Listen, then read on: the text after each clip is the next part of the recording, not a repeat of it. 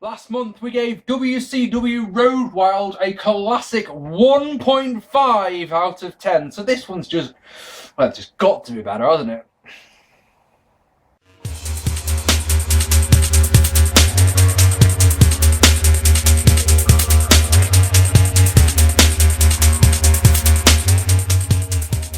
Hello ladies and gentlemen, and welcome to this, another episode of 97th Heaven. Oh yes, your second of 3 editions in the month of September. Now then, as I say, last month Road Wild was pretty shit, wasn't it? 1.5 out of 10. So you know this one's going to be better. It just must be. We're in North Carolina. It's Horseman country. They're in the main event.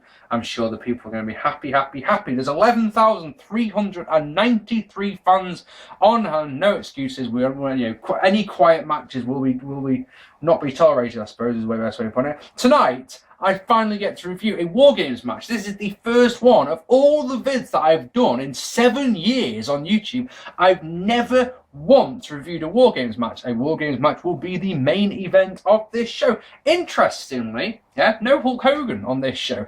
It's interesting, and why that's interesting for me is that one of the reasons that I've been looking forward to 1997 is that I know at Starrcade in December it's Hogan versus Sting. Now I know that this was a long-built feud. I know that it took a long time to actually get to the point where they were ready to have the match. Now I know the majority of this feud happened on Nitro, but I assumed that there was interaction between the two men on the pay-per-views, and so far that really doesn't seem to be the case, does it? Anyway, I've got to say before we get on that the arena looks very strange, having 2 rings in the middle there. It just looks weird, and I think think about it. You're used to seeing 1 ring, so seeing 2, just the first couple of minutes, you're like, well, that's strange. Anyway, let's get on with it. So in the opening contest, Eddie Guerrero defeating Chris Jericho in a good match to win the WCW Cruiserweight Championship. Oh yes, Jericho defeated Alex Wright for his second Cruiserweight Championship on an episode of WCW Saturday Night. The name graphic for Eddie reads Harlem Heat. Well done, WCW, that was classic. I know I've said it before. I think I've said it before on this video series. If I haven't, I apologise, and if I have, yeah, deal with it. But how on earth did they get away with Chris Jericho's music? I mean, it is a straight-up rip-off of Pearl Jam's Even Flow, is it not? I'm not complaining because I like Even Flow. I think it's a really good tune, but I mean, it's so blatantly. It's like, how did you not get sued? Someone tell me how. Anyway, Tony tells us they're going to alternate between the 2 rings. So this match will start in the left-hand side ring, and then the next one will be in the right-hand ring. Zing, I'm an idiot. So I think that's a nice little touch, I've got to say. So Eddie works the back of Jericho, including a belly-to-base suplex, really nice modified surfboard stretch, and the gory special. When he tries a rope walk, though, it's countered. And what's interesting is the crowd are really hot for everything, even the mat stuff. When this match goes onto the mat, normally a lot of fans just give up, like, yeah, fuck it, not interested in this technical wrestling rubbish. This one, yeah, crowd love it. Brilliant. I really like that. One problem, I have a guess, Jericho doesn't sell the back at all. Just not in the slightest bit. Not in the slightest. There's a move that makes you go, bloody hell, you sit up and take notice sort of one. As they're on the apron, Jericho gets Eddie up for a powerbomb. Looks like he's going to powerbomb him off the apron. That makes me sit up and take notice. But he doesn't. He just hits a jawbreaker instead on the ropes.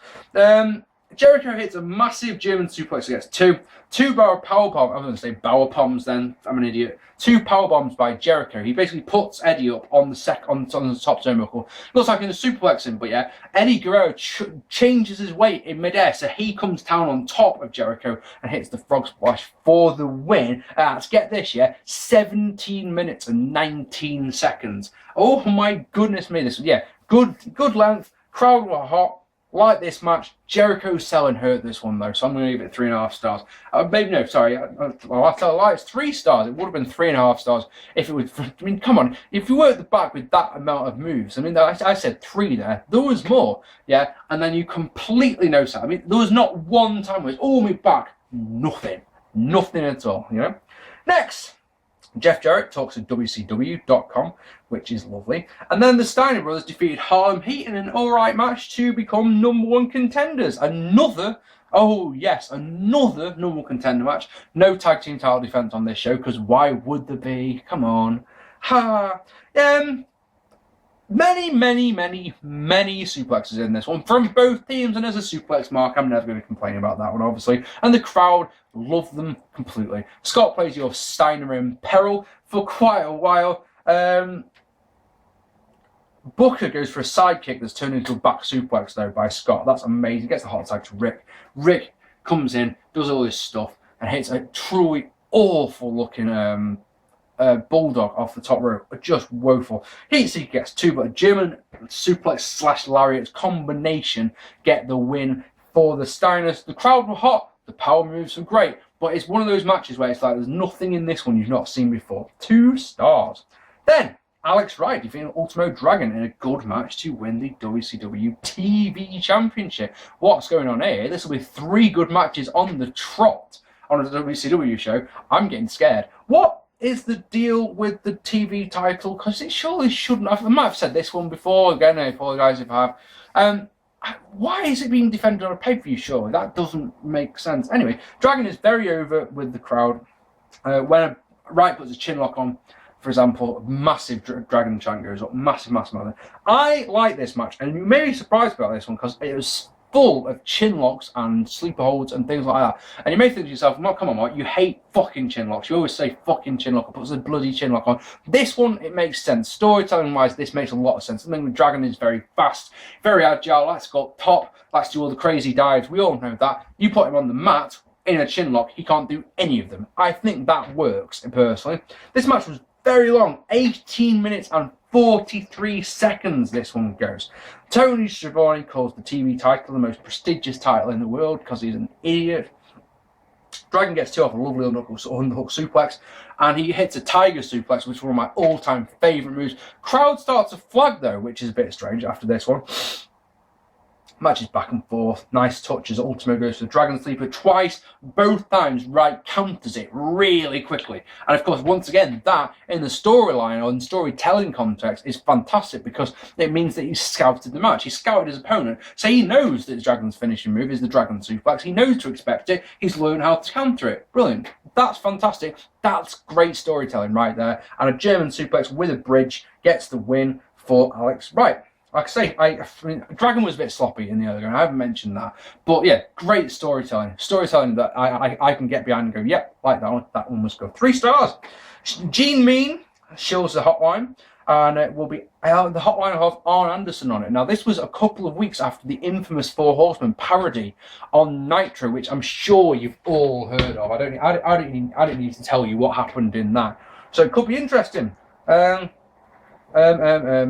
But then, while he's shilling, the NWO walk past and Mean Gene's saying how rude they are.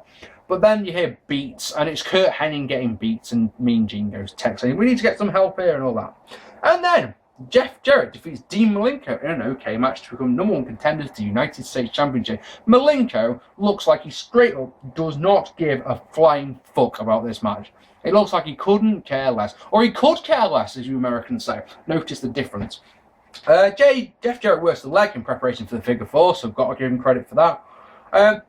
Dean might not give a shit about this match, but he sells the leg beautifully. He goes to do a vertical suplex, and the leg gives out underneath him, which, of course, is always going to make me a happy little boy.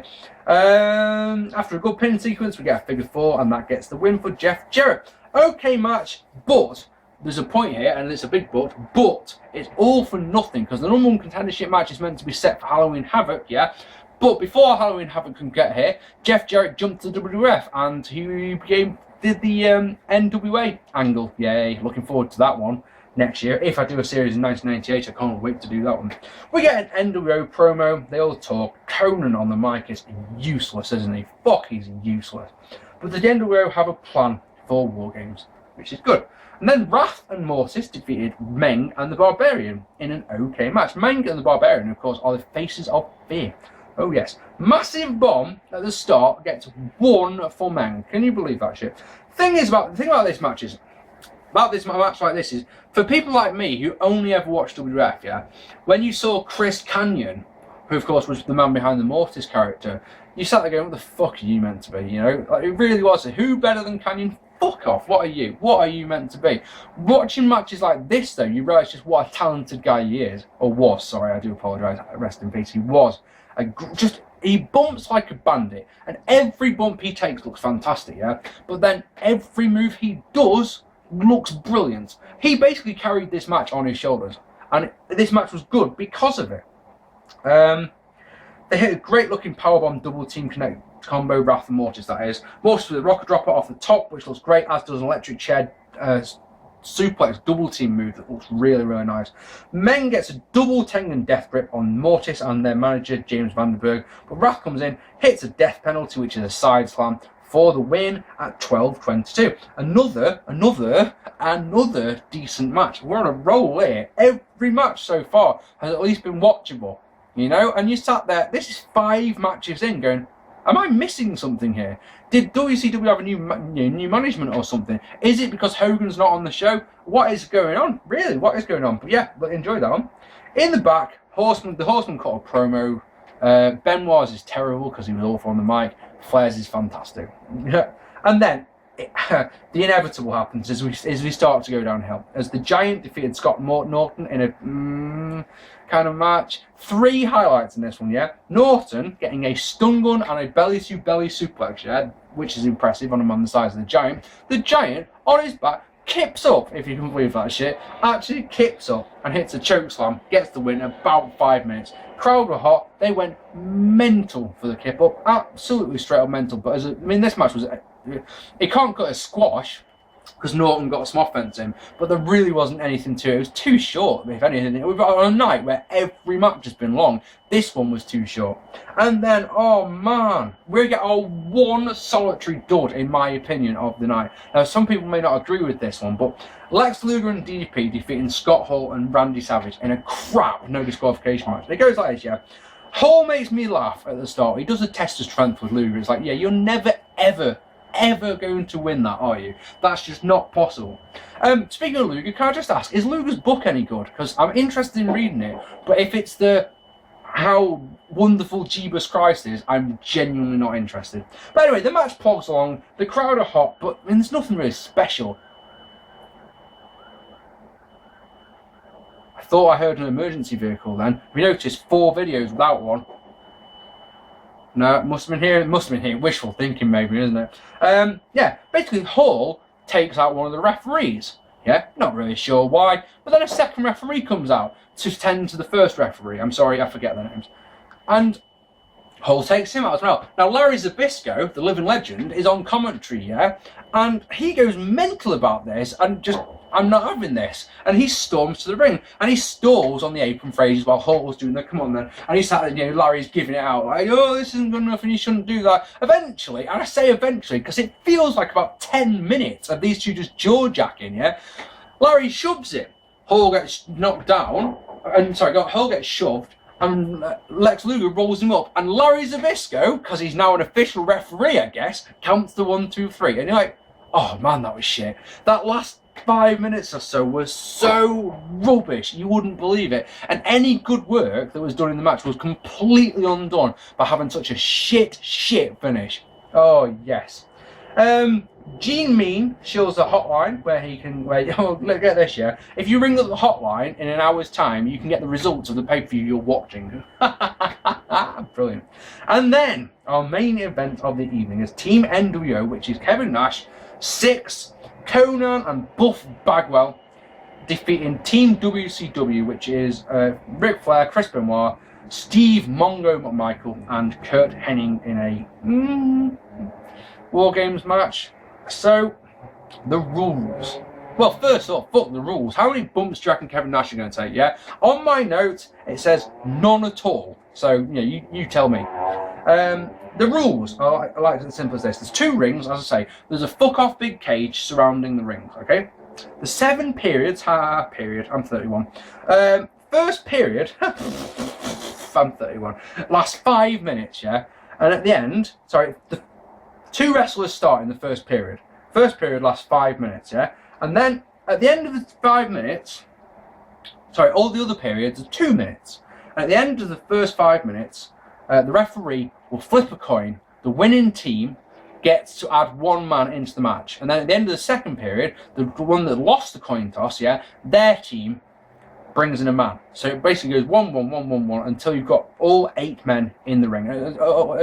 Assuming, that one team will always have an advantage. So for half the time we'll have an advantage. It's quite confusing, isn't it? Isn't it quite confusing? I'm not doing a very good job of explaining this one. I'm sorry. Yeah. And then, and only then, when all 8 men are in the ring, it's pinfall or submission gets the win. Okay? So, the NWO entrance makes me smile because Buff Bagwell goes to say something while the camera's pointing at him. He goes to say, "When you're Buff," and as he says Buff, the camera pans away from him. And you're like, no one gives a shit what you think, Buff. No one, you're irrelevant.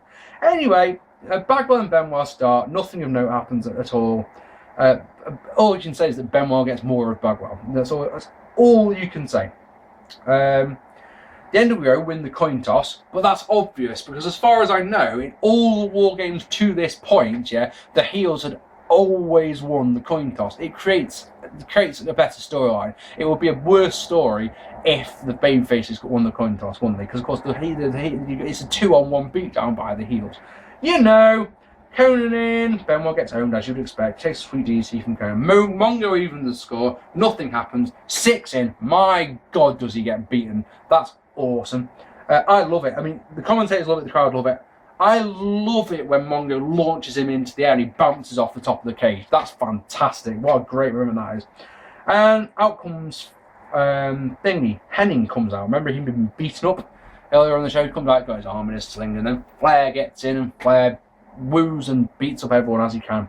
And then Nash comes in, he owns all, and he hits a fucking beautiful sidewalk slam on Ric Flair. Takes no bumps at all, not a single one. I almost fell over there on this deceptively flat floor.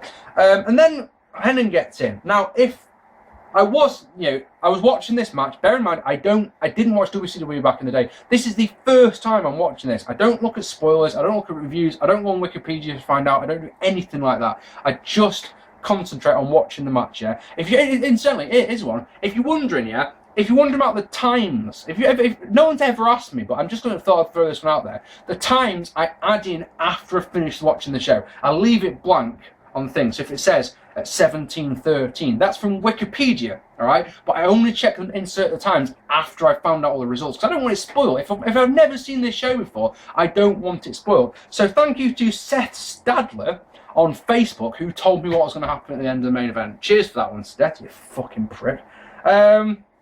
Basically, Henning comes in and he's got his sling on, like I say, but he's got handcuffs in it. And he handcuffs Benoit and Mongo to the cage and becomes a member of the NWO. And basically, Flair gets the shit kicked out of him. Nash keeps going to the guys, do you want to quit? Do you want to quit? And they keep saying no. It gets to the point where Flair is hanging off the apron and they've got the cage door open. Basically, it's here's the choice. If you don't quit, we're going to slam the door on Flair's head. So Mongo does the right thing. He gives up. He quits. And then Henning slams the door into his head anyway, so he didn't need to quit, which is funny. Terrible ending. I mean, such a terrible ending. This match was all right. I mean, it's a 2-star match if you're really, really generous. I mean, really generous.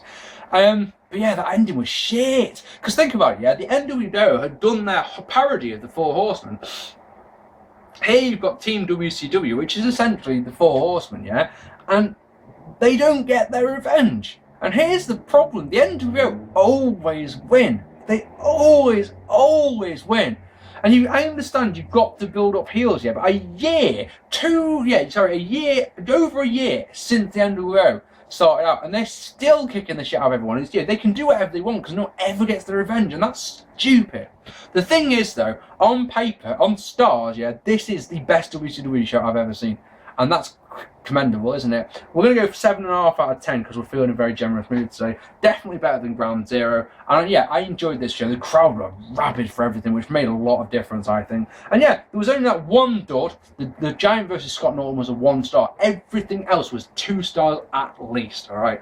That, to me, all right, is a recipe for a 5 out of 10. But just because of the crowd and because we had a couple of 3 stars in there, I'm prepared to go for 7 and either 7. I'd look below. It's either going to be 7 or 7.5. I might change my mind in between.